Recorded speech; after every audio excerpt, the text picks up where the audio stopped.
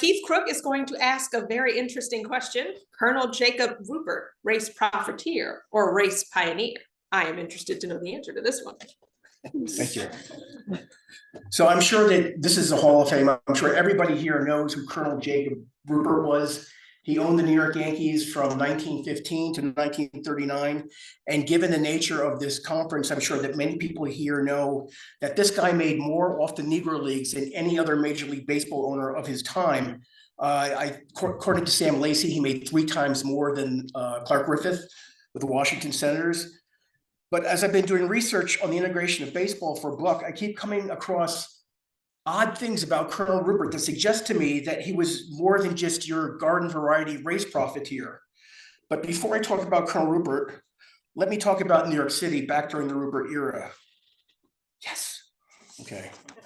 So New York City during the Ruppert era was not just home to Murderers Row and the New York Yankees, the Brooklyn Dodgers, the New York Giants. It was also home to the largest Black community in the United States. The population, the Black population of New York City, which was mostly crammed into Harlem, was larger than many of America's largest cities today, like Miami, Denver, Atlanta, Houston, Seattle, San Diego, Kansas City. But before I go any further, I want to acknowledge a scholarly debt. I read Jim Overmeyer's amazing essay on how Colonel Ruppert and Ed Barrow attracted Black customers to Yankee Stadium in the 30s and 40s, and that inspired me to do my own research. And you can read it online, or you can download this book if you're a SABR member for free. It's excellent. So as Jim tells it in his essay, Ruppert's relationship with Black baseball begins in July 1930, when he donated Yankee Stadium to a Black labor union for a charity fundraiser. This would be the first of many Negro League games that were played at Yankee Stadium, and it was a freebie, but the Colonel would get a cut of the gate on most of the rest. Jim notes in his essay that a doubleheader later that year between the Lincoln Giants and the Homestead Grays produced a net profit for the Yankees of $3,237. That is not enough to buy baseballs for a 9-inning Major League game today, but back in 1930, Lefty Gomez made $2,700. So this was a bonanza for the Yankees, but according to Composi, who was the manager of the Grays at that 1930 fundraiser, at the doubleheader, Black teams had never seen gates like this until they started playing at the Colonel's Stadium. This symbiotic relationship between the Yankees and the Negro Leagues continued to even on after the Colonel died in 1939. And there were occasions, rare occasions, but there were times when the Negro League games at Yankee Stadium drew more fans than the Dodger and Giant home games played at the same time. But under the Colonel, the Yankees also started renting their minor league parks. So now they're generating even more profit from otherwise empty facilities. And we have a data point from 1945.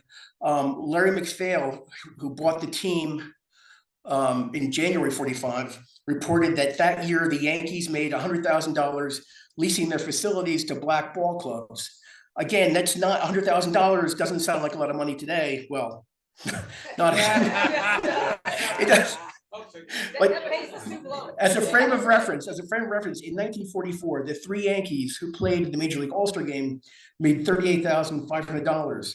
So theoretically, from Black baseball, the Yankees could field an entire all-star team. But as much money as Colonel Ruppert was making renting his ballparks to the Negro Leagues, I think he was probably making more money selling New York Yankee tickets to the beautiful people of Sugar Hill, Harlem. There was a story in the Black press about Game 1 of the 1932 World Series, which claimed that Harlem had gone Yankee mad, and 1/5 of the crowd at Game 1 was Black. And that seemed like an exaggeration. And I did find one photo from Game 1, 1932 World Series. It's the entire right field bleachers. And I would say about a quarter of the fans in the bleachers are African-American. But there's one African-American at this game that I want to draw your attention to. That is Alvin White. He was a sports writer from the Negro Associated Press. he was given credentials by Colonel Ruppert to cover the games at Yankee Stadium and to sit with the white reporters.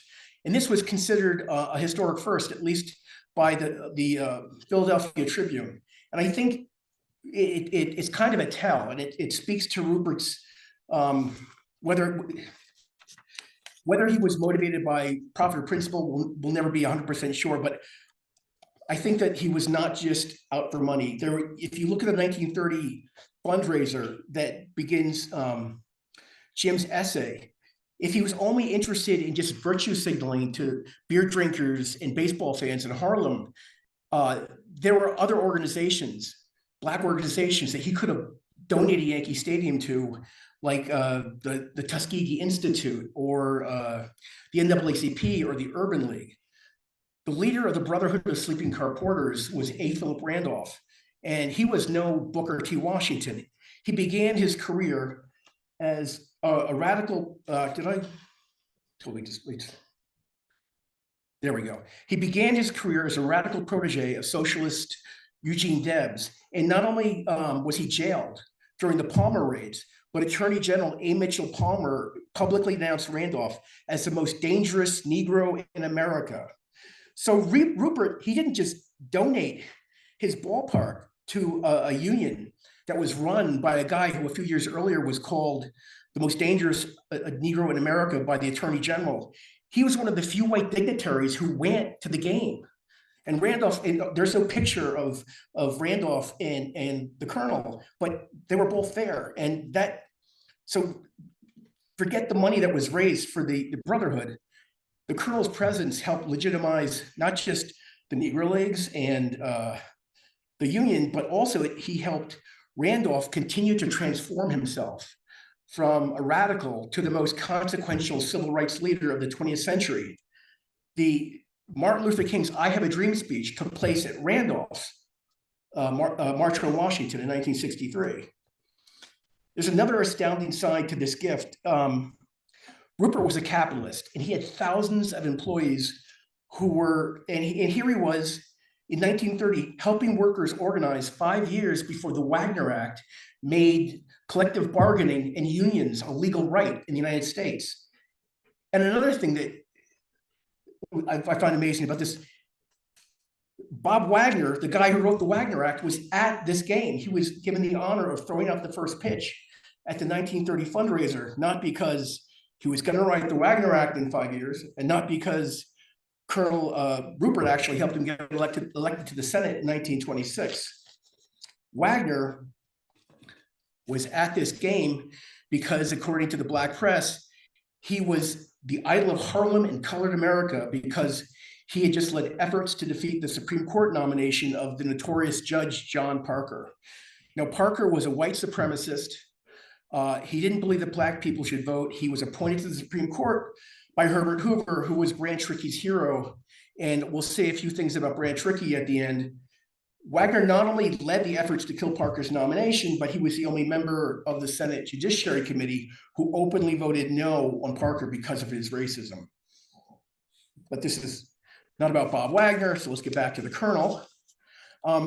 So it seems that the Brotherhood of Sleeping Car Porters was not the most controversial Black cause that Colonel Ruppert allowed himself to be associated with.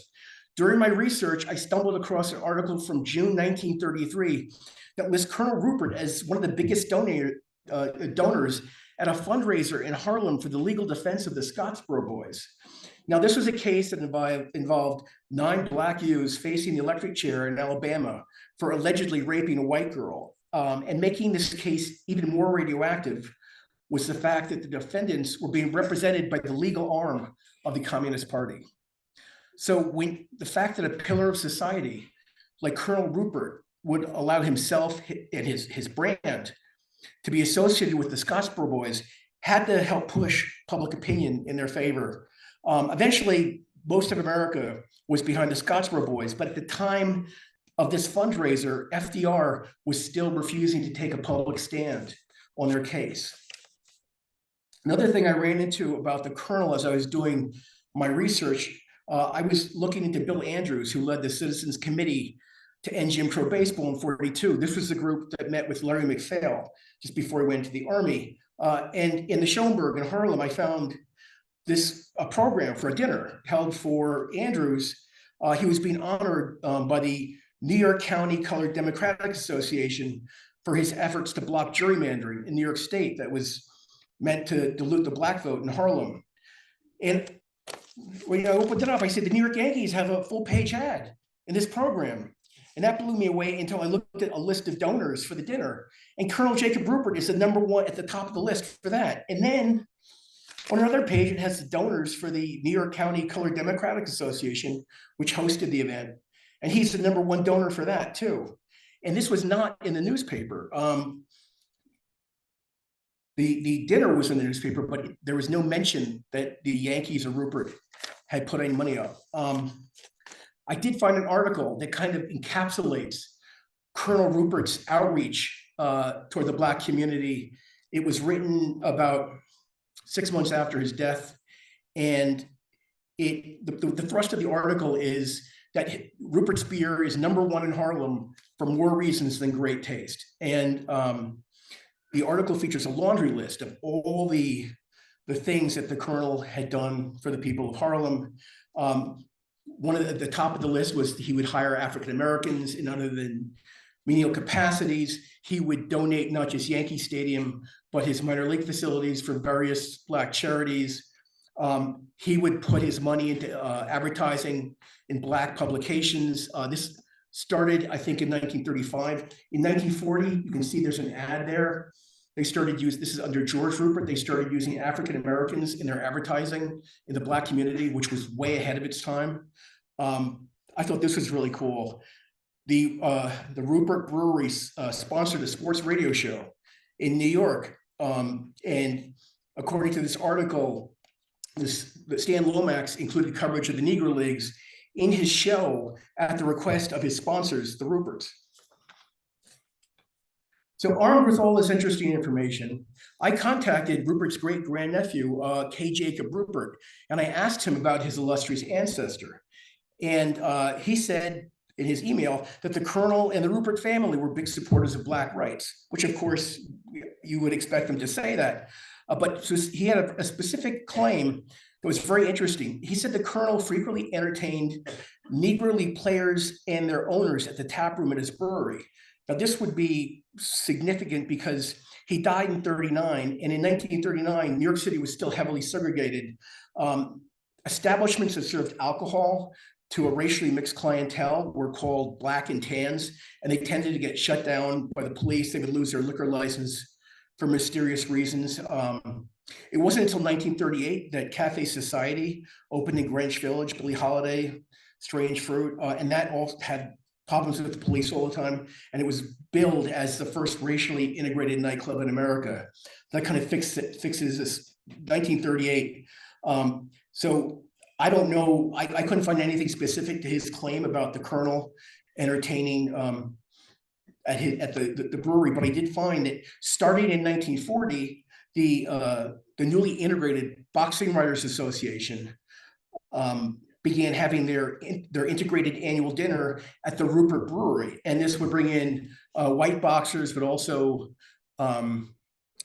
African American boxers like Joe Louis, Sugar Ray Robinson, and then sports writer Joe Bostic was a member of the Boxing Writers. Also that year, 1940, Eddie Anderson, Rochester, after the premiere of Buck Benny Rides Again in Harlem, dropped into the tap room for beer with George Gillig, the Colonel's cousin, and Bojangles Robinson, and that was mentioned in the society pages.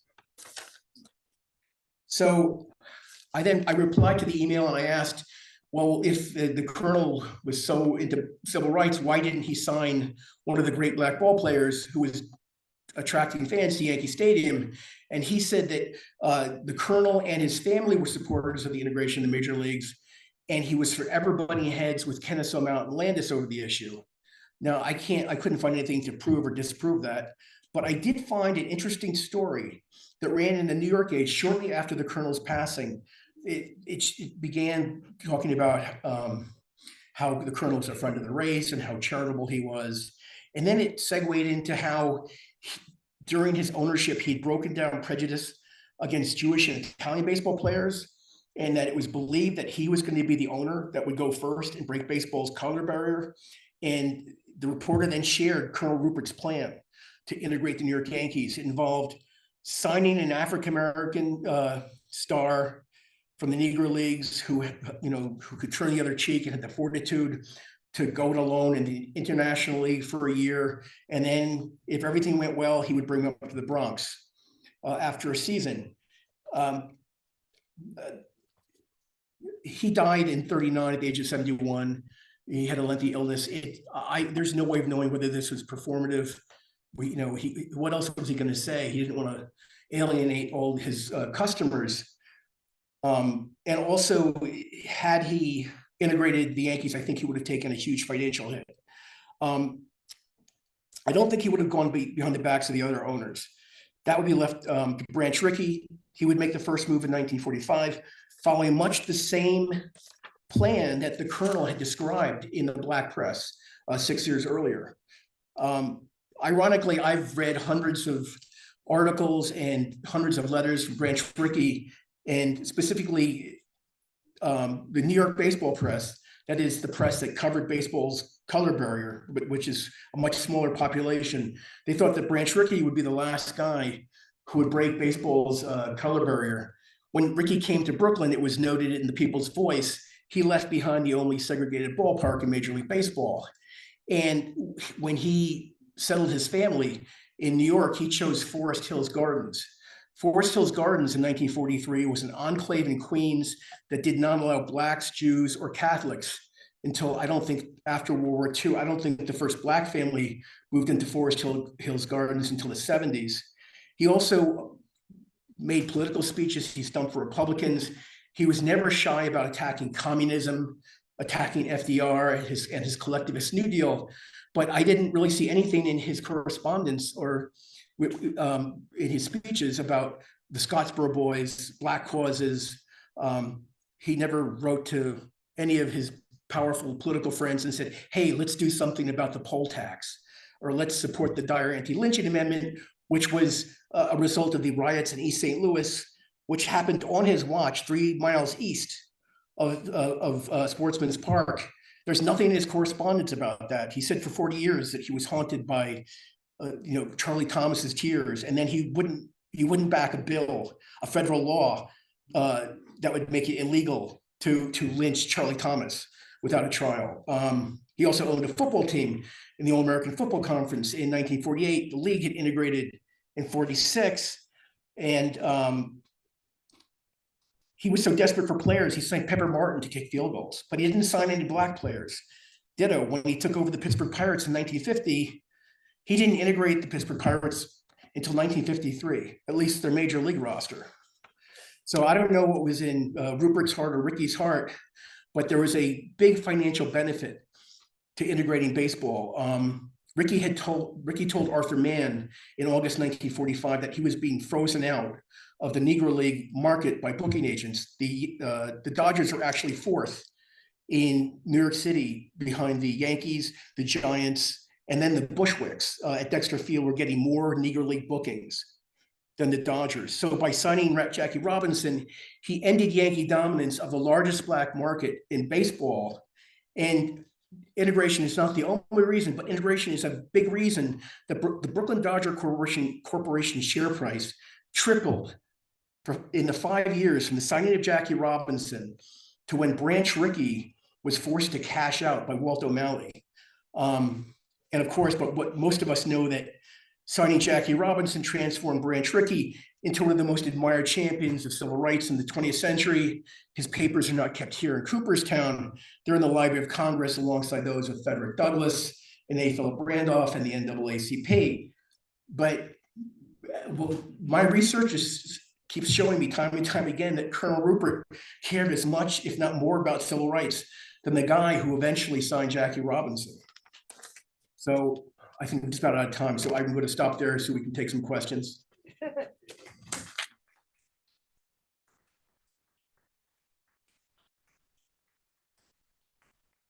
Right, I was about to say the 1 minute mark. No, you're good. Okay. Question. Yes. Yeah. Yes. Yankee Stadium after Ruppert died, they started the Ruppert Cup Yes, this year. that was after the Jake Powell incident. A series of doubleheaders at Yankee Stadium, 14 doubleheaders. Right.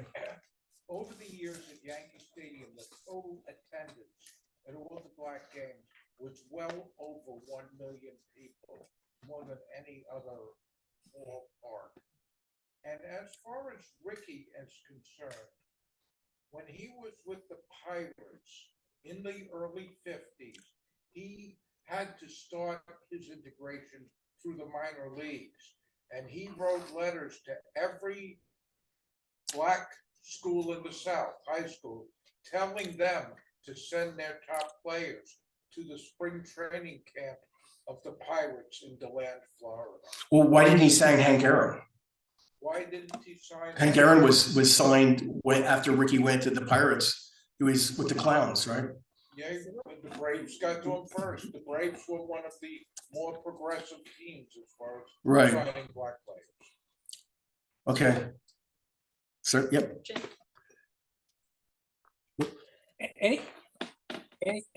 Does Ricky, I mean, does Ruppert have any letters? I mean, any? No, that's well, Say anything? as I said, he died at 71, and he didn't really think that he was going to die for a long time. He got phlebitis, and for like even during the Jake Powell incident, it's hard to tell whether he had any involvement with the Yankees during that, because Barrow keeps saying, I can't talk to the colonel right now.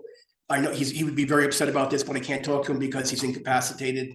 And I don't know if that was he was just trying to provide cover for Ruppert. But the only thing there was an award to Colonel Ruppert, I think, a couple of months after the Jake Powell incident, where he was named like Brewer of the Year or something. And I can't see if he went to that, but otherwise it seemed like he was just home in his apartment. There's no such thing as the Jacob Ruppert papers? No, they didn't. He didn't. Sorry, I went off. Yeah, he didn't. There was nothing. He didn't make any plans. K. Jacob Ruppert said there's nothing except that at the show, the New York Public Library, they're the minutes, all the Yankee meetings. James? All the way back? Oh, no, James had his hand up Oh, before Gary. sorry. Question, did J. Edgar Hoover create a file on Colonel Ruppert? You know No, he what? didn't. That's a great question. I didn't see that. I looked online through the FBI vault, and I'm assuming that he was one of the prominent people that had if they had a file on him, it would have been put online. So I'm going to guess no, but I'm only thinking because Yeah. they certainly had one On on Randolph, yeah. I can't imagine why they wouldn't have one. yeah, and also Paul Robeson, Yeah. like Paul Robeson's file, was really helpful. He was much more involved with the integration of baseball, according to the FBI, than is popularly known. Oh, yeah, I'd be willing to bet Hoover. Yeah. Yeah. Or go through Randolph's file and see if Yeah. there's links. A terrific presentation, thank you. Thank you. Can you comment briefly on what Storm was doing? Because we know what Ricky was doing, and now you told us what Ruppert was doing. What was Storm doing with the Giants to attract black fans, or was he trying to push them away? Well, it was Stoneham trying to push away. Black fans? No, he even like in the archives, there's a lot of stuff between with the Yankees and the Dodgers and the city of New York about integration. And there are only a couple things from the Giants. There's not. I know that they were number 2, and I know that Walter White, the head of the NAACP, was a huge New York Giant fan, and he would correspond with Dick Bartell. But beyond that, I don't know. Walter White, I know, went to the Giant games. I don't know who else. Thank you. Any other? Yeah. All right, thank you Okay. so much. This is Thank you. for you.